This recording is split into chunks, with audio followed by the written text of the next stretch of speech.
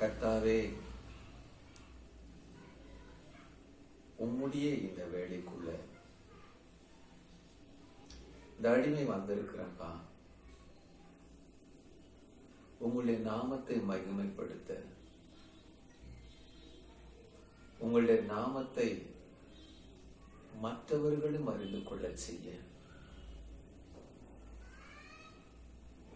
உங்களுடைய நாமத்தில் இருக்கிற இனிமையை நான் பேச கல்விமானின் நாவை இந்நேரத்தில் எனக்கு கட்டளையிடும் அப்பா.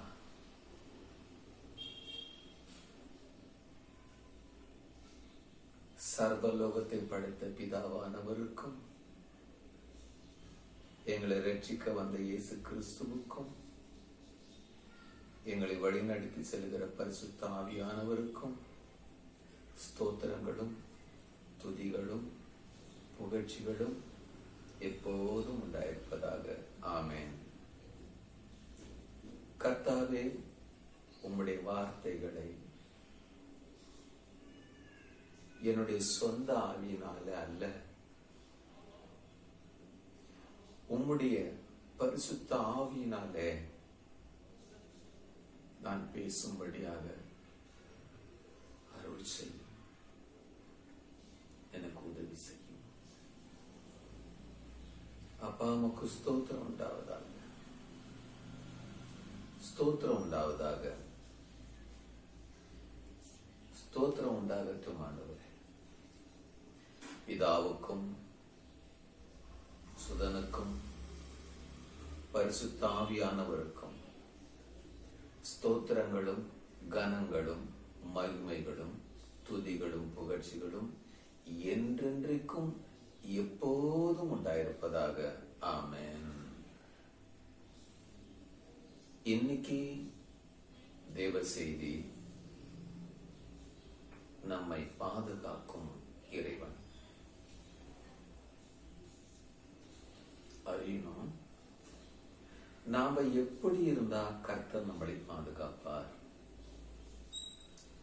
அந்த பாதுகாப்பை பத்தி வேத புஸ்தகத்துல எந்த இடத்துல சொல்லப்பட்டிருக்கிறது அப்படின்னா 91வது சங்கீதத்துல அது சொல்லப்பட்டிருக்கு. அதை ஒன்னொன்னா வாசிச்சு நான் விளக்க சொல்றேன். நீங்க உணர்வடைஞ்சிங்கன்னா நல்லது. நீங்க உணர்வை அடையாமல் போனால் அது உங்களுக்கு தான் கெட்டது. 1வது வசனம், உன்னதமானவரின் பாதுகாப்பில் வாழ்பவன் சர்வ வல்லவருடைய நிழலில் தங்கி இருப்பவன். நல்ல கவனிங்க, உன்னதமானவருடைய பாதுகாப்பில வாழணும் அப்படின்னு வேதம் சொல்லுது. அப்ப அந்த பாதுகாப்பை நான் எப்படி தேடுறது? அந்த சர்வ வல்லவர் என்னது, நிழல் என்னது கவனிக்கணும்.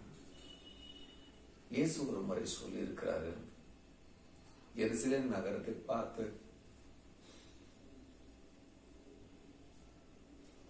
கண்ணீர் விட்டு, எருசலேமே எருசலேமே,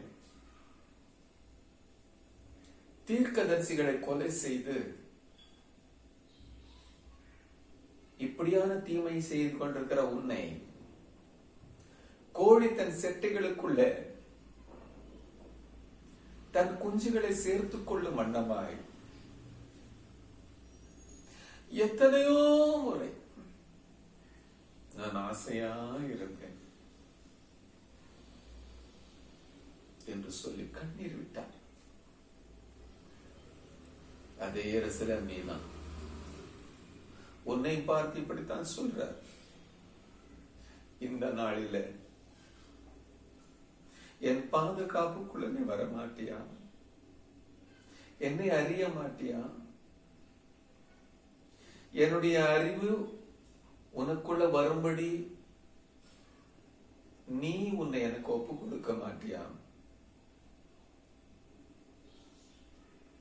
உன்னதமானவரின் பாதுகாப்பில் வாழ்பவன் சர்வ வல்லவருடைய நிழலில் தங்கி இருப்பவன், நிழலனா அவருடைய அடைக்கலம், அவர்தான் எனக்கு கோட்டை, அங்கே இருந்தா எனக்கு பாதுகாப்பு இருக்கும் என்ற விசுவாசம். அந்த விசுவாசம் உனக்குள்ள இருந்தா அது என்ன செய்ய சொல்லும்? 2வது வசனம் ஆண்டவரே சொல்லிக் கொடுக்கிறார். நான் கர்த்தரை நோக்கி, நான் கர்த்தரை நோக்கி. அப்படின்னா கர்த்தரை நான நோக்கி பார்க்கணும்னா அவர் யாருன்னு நான் தெரிஞ்சிருக்கணும். அப்படி யாருன்னு தெரிஞ்சவங்க 4 காரியங்களை சொல்லுவாங்க. 1வது, கர்த்தாவே நீங்க மட்டும்தான் எனக்கு அடைக்கலம். 2வது, நீங்க மட்டும்தான் என் கோட்டை. 3வது, நீங்க மட்டும்தான் என் தேவன்.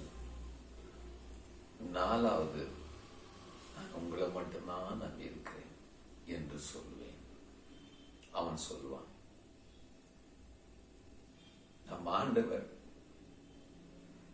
தன்னுடைய பாதுகாப்பை உன்னை சுற்றிலும் வைக்க 4 காரியங்களை உன் வாய்மொழியாய் பேச மாட்டாயா?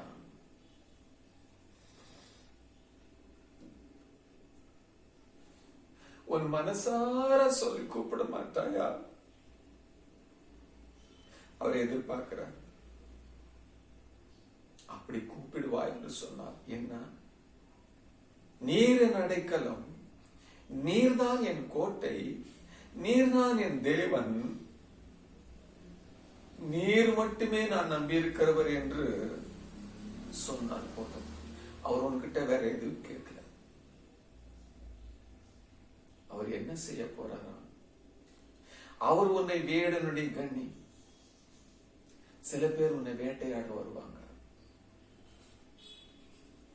2வது காரியம், உன்னை பாழாக்குகிறதற்கு உன்னை நோக்கி வந்திருக்கிற கொள்ளை நோய், அவர் அதுக்கு தப்புவிப்பார். முதலாம் பாதுகாப்பு. எப்படி தப்புவிப்பாரு? 4வது வசனம் சொல்லுது,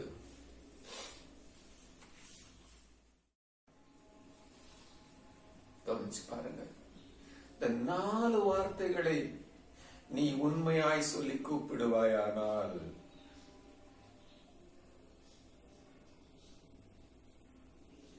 உன்னை சிறகுகளால் மூடிக்கொள்வார். சிறகுகள் என்ன?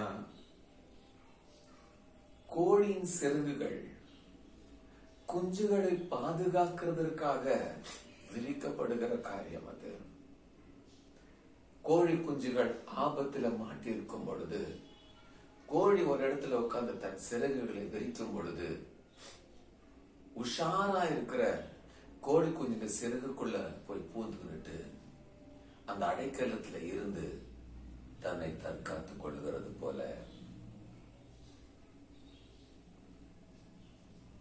வேதம் சொல்லுது, அவருடைய சிறகுகள் எப்பொழுதுமே உனக்காக விரிக்கப்பட்டிருக்கிறது.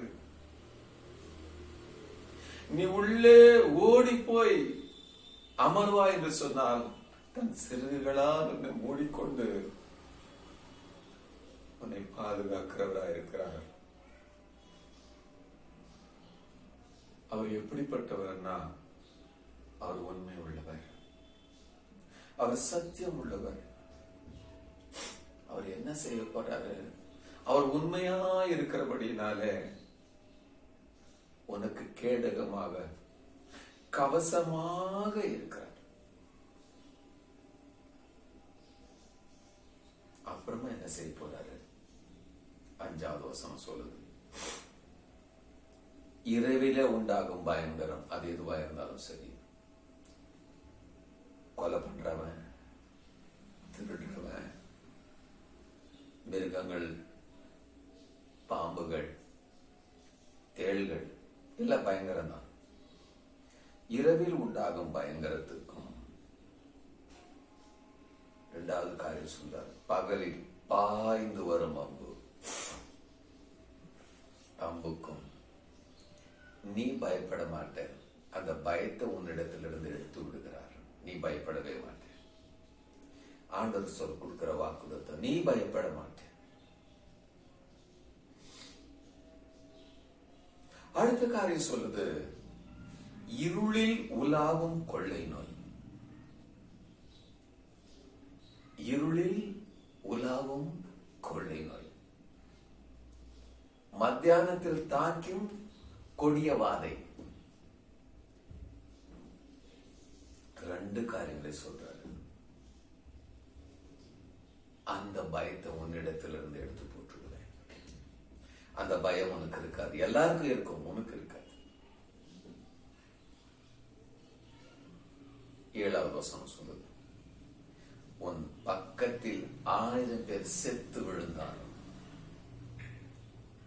உன் வலதுபுறம் 10,000 பேர் உன்னை தாக்க வந்தாலும் உன்னை எதுவுமே தொடாது. ஆண்டவர் கொடுக்கிற பாதுகாப்பு பாருங்க, எதுவுமே தொடாது. எல்லாருடைய கண்களுக்கும் உன்னை மறைத்து விடுவார். எந்த கண்களும் உன்னை பார்க்கும்படியாக ஆகிவிடாமல் அவருடைய கண்களுக்கு உன்னை மறைத்து விடுவார். ஆனால் உன் கண்களை மாத்திரம் அவர் திறந்து விடுவார்.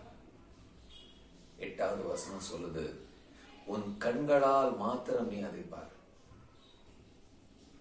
அடுத்தவனுக்கு நீ காட்டுறதல்ல, அடுத்தவனை சுட்டி காட்ட அது குற்றப்படுத்துறது அல்ல. உன் கண்கள் மட்டும் அதை பார்க்கட்டும். ஏன்னா நீர் என் அடைக்கலம், என் கோட்டை, என் தேவன், நான் நம்பியிருக்கிறவன் என்று நீ சொல்லி இருக்கிறபடினால ஆண்டு உனக்கு சொல்றாரு, உன் கண்களை நான் திறப்பேன். உன் கண்களால் மாத்திரம் நீ அதை பார்த்து துர்மார்கருக்கு வரும் பலனை காண்பாய். அதனால நீ சந்தோஷப்படக்கூடாது, சந்தோஷப்பட வேண்டிய அவசியம் இல்லை. 9வது வசனம் சொல்லுது, தாவீது ராஜா சொல்றாரு, எனக்கு அடைக்கலமா இருக்கிற உன்னதமான கர்த்தர் அவர், அவரை நீ வாழ்ற இடமாக மாற்றிக்கொண்டாய். பாருங்க, தாவீது ராஜா 9வது வசனத்துல பரிசுத்த ஆவியினால பேசுறாரு. எனக்கு அடைக்கலமான உன்னதமான கர்த்தர் அவர்,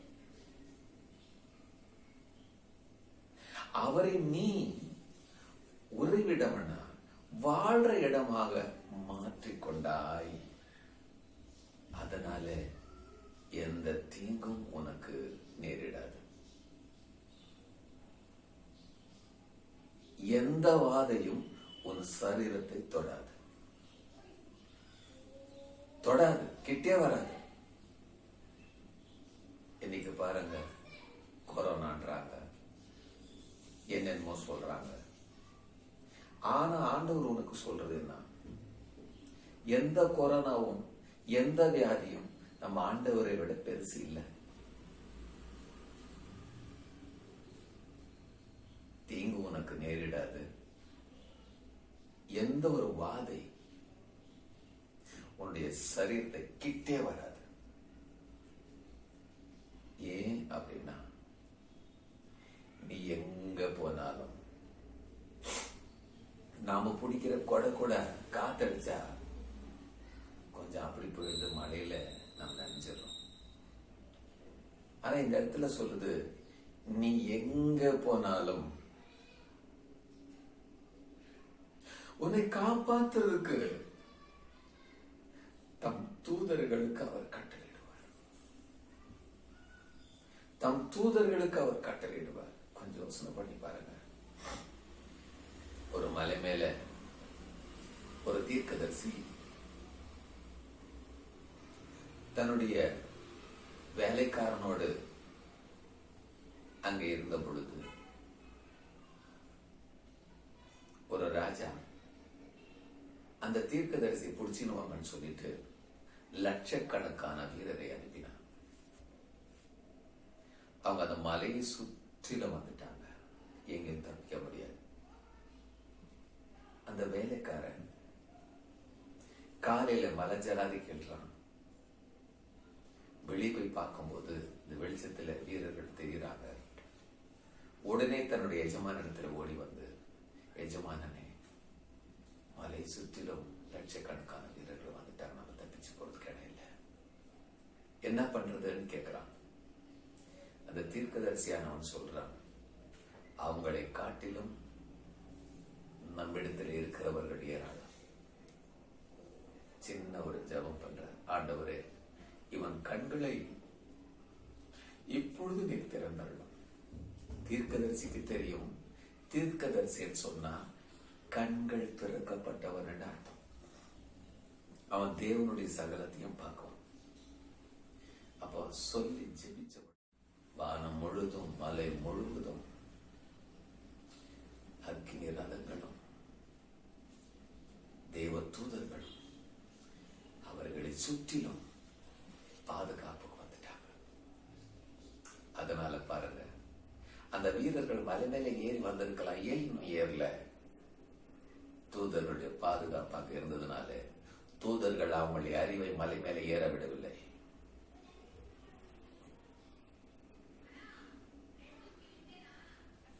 அல்லேலூயா. பாருங்க, அங்கதான் நிக்கிறாங்க. அந்த தீர்க்கதரிசியானவன் சொல்றான், வாங்க நீட்டு வர்றாங்க. நீங்க தேடுற ஆளுங்க இல்ல, நான் கூட்டிட்டு போறேன், பின்னால வாங்க. ஆண்டவரே, அவங்களுக்கு கண்மயக்கம் உண்டாகட்டும் என்று சொல்றான். பாருங்க எவ்வளவு பெரிய பாதுகாப்பு. லட்சக்கணக்கான கண்களும் வேறு அருகிலே ஆகிவிட்டது.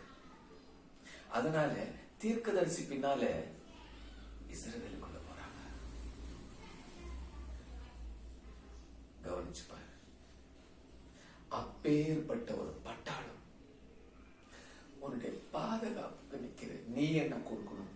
ஆண்டவர் கேட்டாரா? பணம் கூட, அள்ளி கொடு, கிள்ளி கூட கேட்டாரா? இல்லவே இல்லை. அவர் கேட்கறது 4 நாட்கள். என்னை நோக்கிப்பா, நீர் என் அடைக்கலம் என்று சொல்லு, என் கோட்டை என்று சொல்லு, என் தேவன் என்று சொல்லு, நான் உங்களை மட்டும்தான் நம்பி இருக்கிறேன் என்று சொல்லு.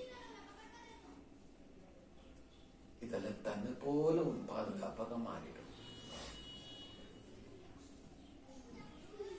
நீ செல்லும் இடமெல்லாம் உன்னை காக்கும்படி தம் தூதர்களுக்கு அவர் கட்டளையிடுவார். அந்த தூதர்களை தாண்டி உன்னை எதுவும் தொடாது. தூதர்கள் நெருங்க விட மாட்டாங்க.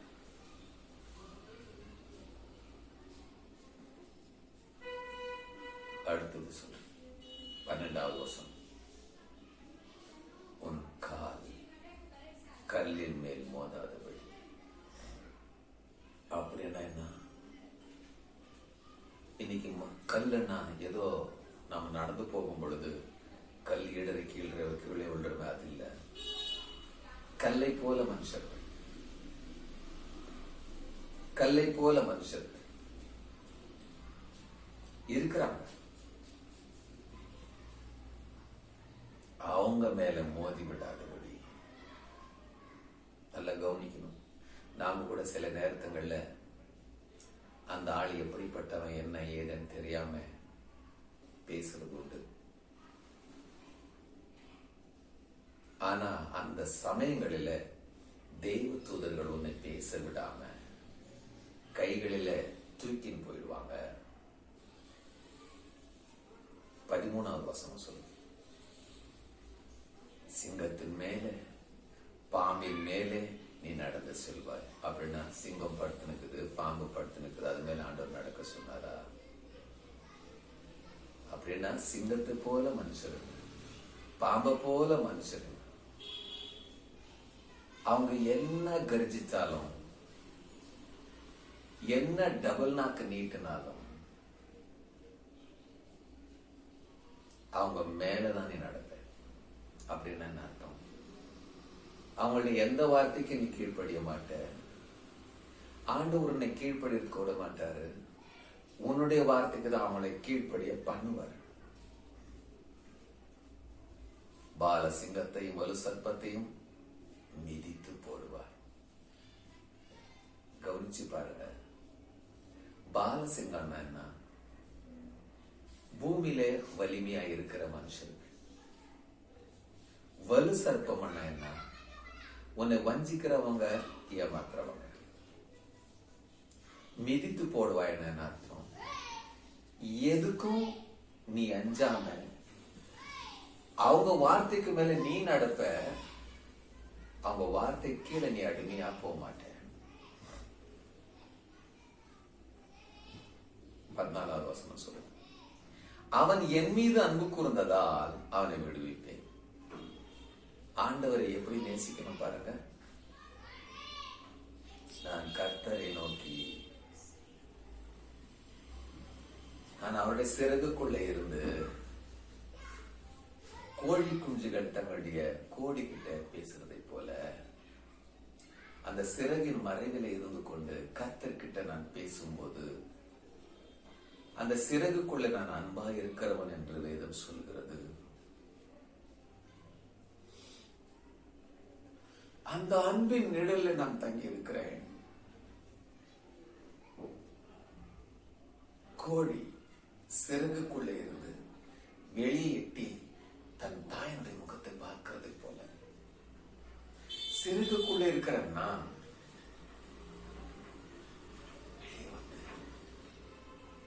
இயேசுவின் முகத்தை பார்க்கிறதை போல அந்த முகத்தை நான் பார்த்து பேசும்போது அதுதான் பெரியார். அவரை நான் பார்க்கும்போது அவர் என்னை பார்க்காம இருக்க மாட்டார். அதுக்கு பேர் தான். சில பேர் தன் பிள்ளை தாய் தகப்பனை நோக்கி பார்த்தாலும் அம்மா பார்க்க மாட்டார். ஆனா கர்த்தரோ ஒருவரை மறவாத தேவன். அந்த வார்த்தை சொல்லி இருக்கிறபடினாலே அவருடைய அன்புக்குள்ள நீ உள்ள போயிட்டு அன்பு, அந்த அன்பு உன்னை சகலத்தையும் அறிந்திருக்க, அந்த அன்பு உன்னை சகலத்தையும் ஆராய்ந்து அறிந்திருக்கிற ஒரு அன்பு.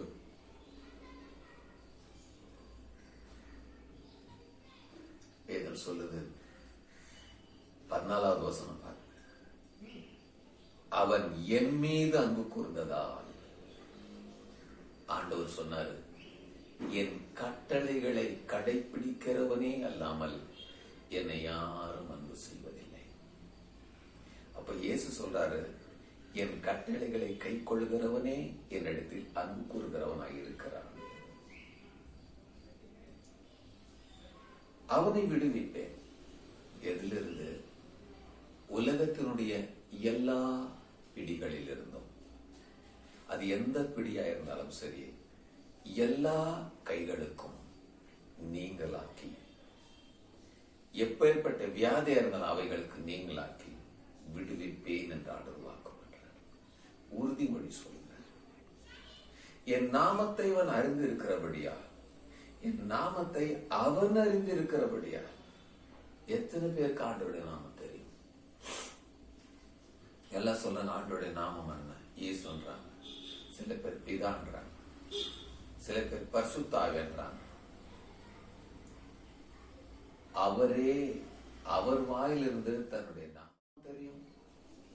இயேசுவேன்னு சொல்லிட்டா அவர் ஓடி வந்துடுறது இல்ல. நிறைய பேர் இயேசுவேன்னு சொன்னா ஓடி வந்துடுறாங்கன்னு சொல்றாங்க. அப்படி இல்லை.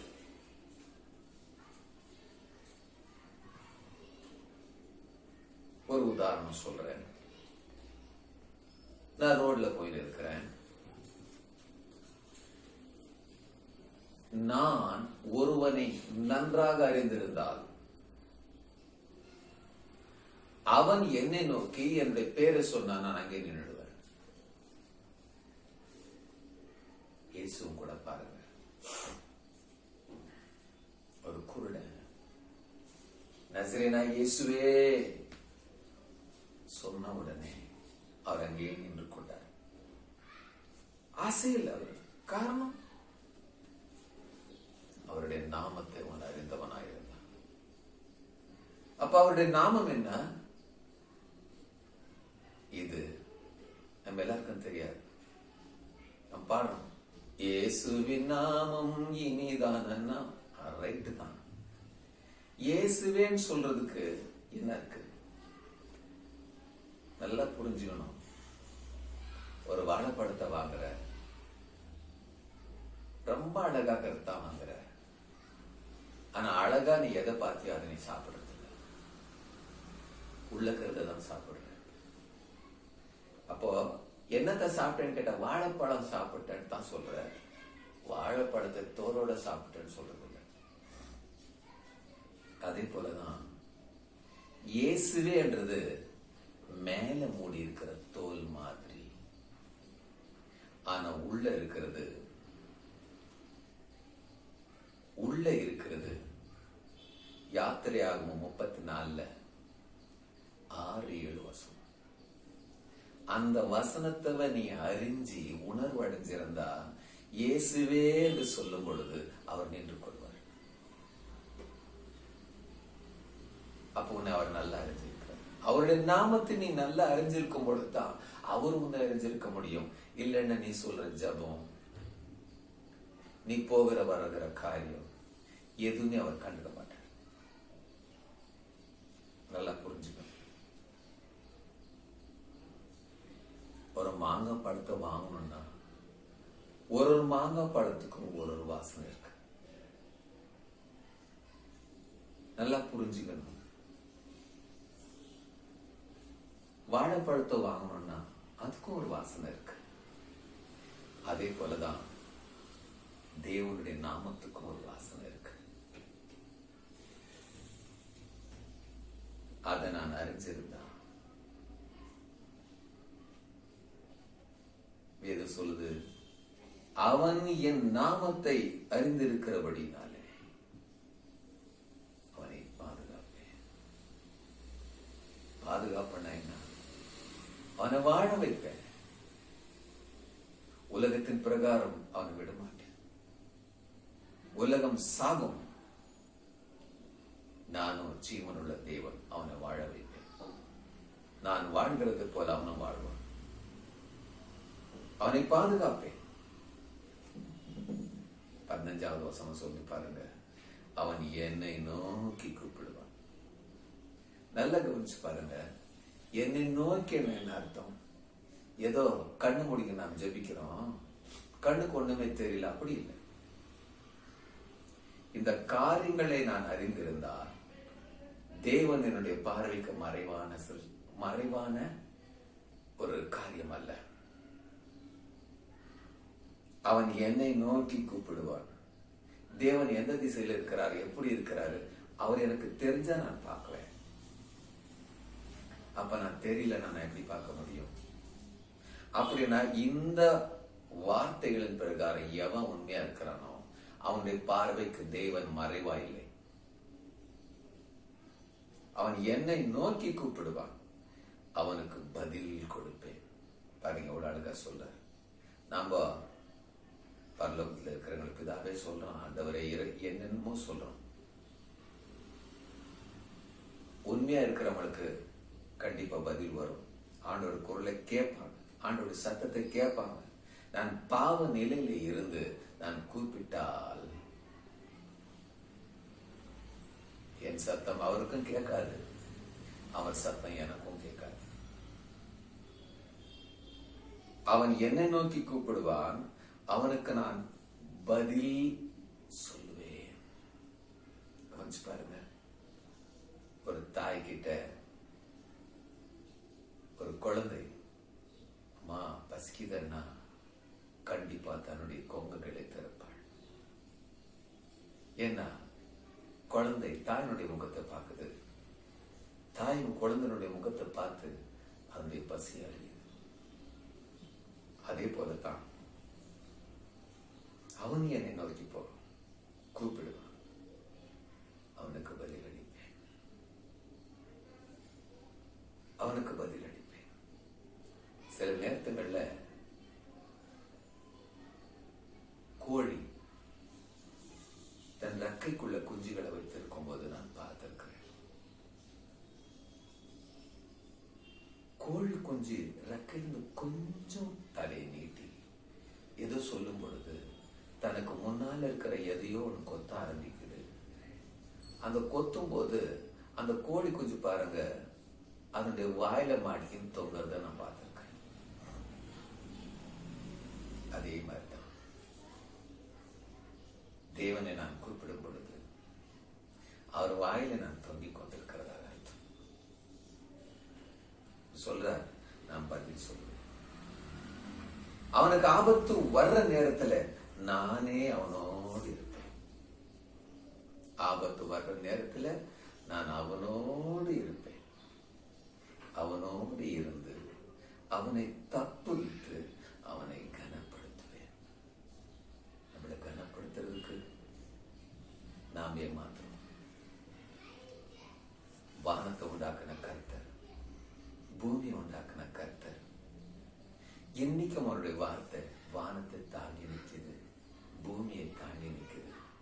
கேஸ் பலூன் மாதிரி அந்த இடத்துல வானமும் மிதக்குது, பூமியும் மிதக்குது. ஆனா தேவனுடைய வார்த்தையோ அவைகளை விடாமல் இயங்க செய்கின்றன. இவ்வளோ பெரிய வார்த்தை இது. வானமும் பூமி நம்மளுக்கு சாட்சியா கொடுக்கப்பட்டிருக்குது. இதை நினைச்சாவது அந்த ஆண்டவரை நான் துதிக்கிறது வேண்டாமா? ஆண்டவருடைய பாதுகாப்புக்குள்ள அந்த செட்டைகளுக்கு நான் புகுந்து கொண்டு என்னை மறைத்துக் கொள்ளக்கூடாதா?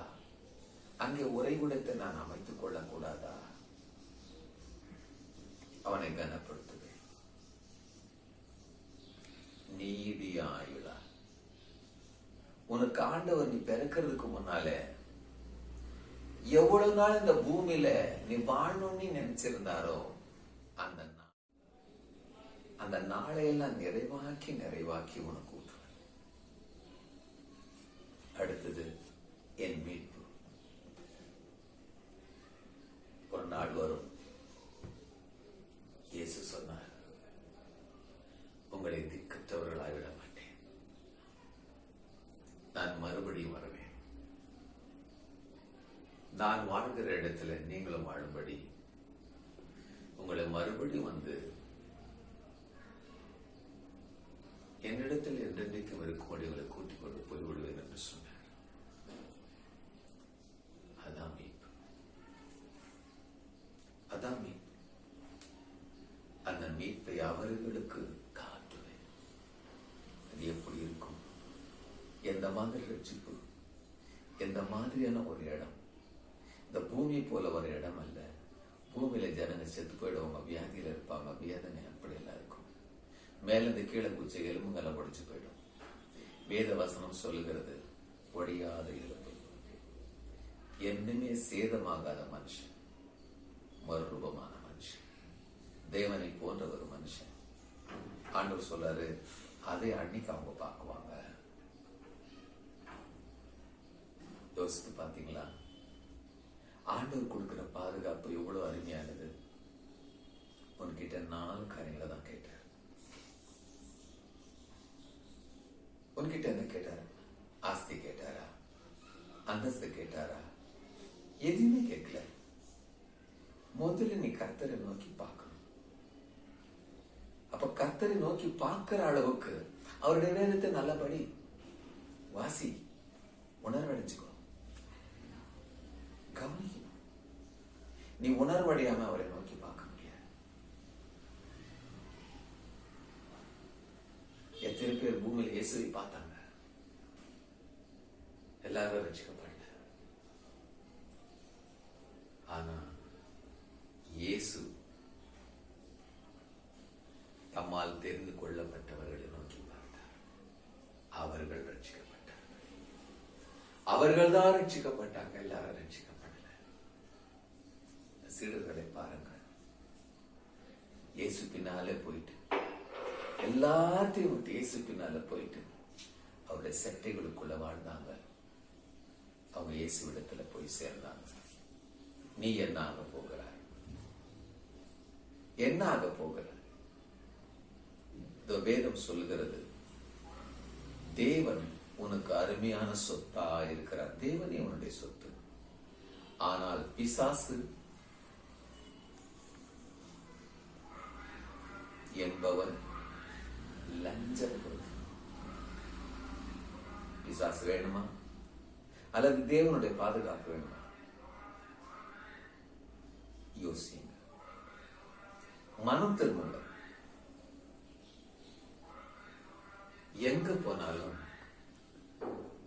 91வது சங்கீதத்தை உணர்வடையும். அவ்வளவு பெரிய பாதுகாப்பை தேவன் அங்க உறுதிப்படுத்தி வச்சிருக்கிறார். நல்லா புரிஞ்சு பாருங்க. இன்னைக்கு இந்த உலகத்தில் இருக்கிற அரசாங்கம் வாய்க்கும் மூக்குக்கும் பூட்டு போடன்னு சொல்லி இருக்கிறார். நம்ம ஆண்டவர் அதுக்காக வாய் மூக்க படைச்சாரு. ஆனாலும் அரசாங்கத்துடைய வார்த்தைக்கு நாம கீழ்ப்படியணும் வேதத்தில் கூட எழுதியிருக்கு. அதனால கீழ்ப்படியணும். கவனமா கேளுங்க தேவனுடைய பிள்ளைகளை, கவனமா கேளுங்க. தேவனுடைய வார்த்தை எவ்வளவு பெருசு. இயேசு சொன்னார், வானமும் பூமியும் ஒளிஞ்சிடும். இது எத்தனையோ ஆயிரக்கணக்கான வருஷங்களா வானமும் பூமி இருக்கு. ஆதியாகமம் 1வது அதிகாரத்திலிருந்தே இருக்கு. இன்று வரைக்கும் அதுல எந்த கேடும் வரல. ஆனாலும் அது அழியறதுக்கு ஒரு வார்த்தை வச்சிருக்கிற ஆண்டவர் சொல்லியிருக்கிறார். அந்த வார்த்தை அவர் சொன்ன மாத்திரத்துல ரெண்டுமே ஒழிஞ்சிடும். பேதுரு சொல்றாரு, வானமும் பூமியும் அக்கினிக்கு இரையாக வைக்கப்பட்டிருக்கிறது. எதை நம்பி இந்த பூமியில வாழணும்? எதை நம்பி வானத்தை பார்க்கணும்? இல்ல, வேதம் சொல்லுது, கர்த்தரை நோக்கிப்பார். கர்த்தரை மட்டுமே நோக்கிப்பார். அது மட்டுமே உன் பாதுகாப்பு, அது மட்டுமே உன் ஜீவன், அது மட்டுமே சர்வ வல்லமை, அது மட்டுமே நீ வாழ்கிற இடம். தேவன் இதை சொன்னார். இதை கேட்டுக்கொண்டிருக்கிறார் அருமையான தேவ ஜனமே. தேவனுடைய இந்த பராமரிப்பு பண்ணி வரமாட்டியா? தேவன் சொன்ன இந்த பாதுகாப்புக்குள்ள வரமாட்டியா? தேவன் உன்னை நான் பாதுகாப்பேன் என்று சொன்னாரு. அவரை விட பாதுகாப்பு கொடுக்கிற வேற யார் இந்த பூமியில இருக்கிறாங்க? நீ பூமியில போகிற வருகிற இடங்கள் எல்லாம் அவர் வானத்திலிருந்து பார்த்து கொண்டிருக்கிறார். கொஞ்சம் யோசிச்சு பாரு. நீ எங்க ஓடின்னு இருக்கிற? எதுக்காக ஓடின்னு இருக்கிற? என்ன செஞ்சுன்னு இருக்கிற?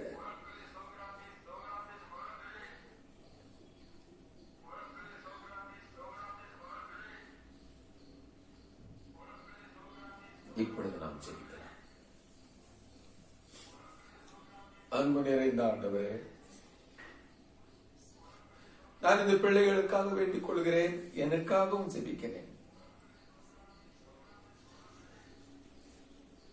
உன்னதமானவரின் பாதுகாப்பில வாழ்பவர், சர்வ வல்லவருடைய நிழலில் தங்கி இருப்பவர் என்று நம்முடைய வேதம் சொல்கிறது. நீர் என் அடைக்கலம், என் கோட்டை, என் தேவன், நான் நம்பி இருக்கிறவர் என்று எப்பொழுதுமே சொல்லிக் கொண்டே இருப்பேன். நீர் சொன்ன இந்த வாக்குத்தத்தங்கள் எல்லாம், உறுதிமொழிகள் எல்லாம் எங்களுக்காகத்தானே சொன்னீர் ஆண்டவரே. தயவு செய்து ஆண்டவரே, இந்த வார்த்தைகளை கேட்டுக் கொண்டிருக்கிற எல்லாருடைய இருதயங்களும் உம் பக்கமாய் திரும்புவதாக, உம் பக்கமாய் திரும்புவதாக. இருளின் ஆட்சியை விட்டு வெளிச்சத்தின் ஆட்சிக்கு வரும்படியாக இதை கேட்டுக்கொண்டிருக்கிற எல்லாரையும் ஆசீர்வதியும்.